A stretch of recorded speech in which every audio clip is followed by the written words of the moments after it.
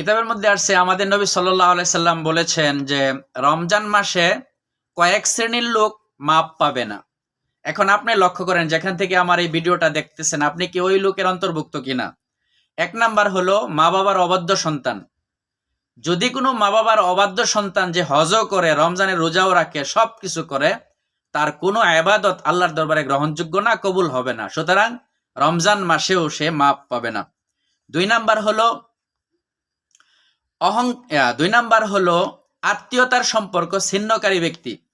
যদি কোনো ব্যক্তি ওয়ারিশের কারণে, বন্ধের সম্পত্তি নিয়ে যাওয়ার কারণে বা যে কোনো কারণে আত্মীয়তার সম্পর্ক ছিন্ন করে, তাহলে এই লোকটাও ঈদুল ফিতরের রাত্রিতে সে মাপ পাবে না, ক্ষমা পাবে না।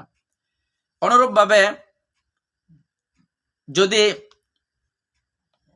হিংসুক কোনো ব্যক্তি পরস্পরের সাথে হিংসা করে, একজন আরেকজনের ভালো দেখতে পারে না, হিংসুক, গা জ্বলে আরেকজনের ভালো উন্নতি দেখলে, এই হিংসুক লোকটাও এই রাত্রিতে মাপ পাবে না। শবে কদর, শবে বরাত, লাইলাতুল কদর কোনো রাত্রিতে আল্লাহ তাআলা তাকে মাপ করবেন না। আর লাস্টেরটা হলো যদি কেউ হারাম খা, মদ্যপায়ী যে ব্যক্তি মদ পান করে, ওই ব্যক্তিও সারা মাস রোজা রাখা, নামাজ পড়া, তার কোনো ইবাদত আল্লাহর দরবারে গ্রহণযোগ্য হবে না। এজন্য আমরা এই সমস্ত ধ্বংসশীল খারাপ পাপের থেকে আল্লাহ তাআলা আমাদের সকলকে হেফাজত করুক।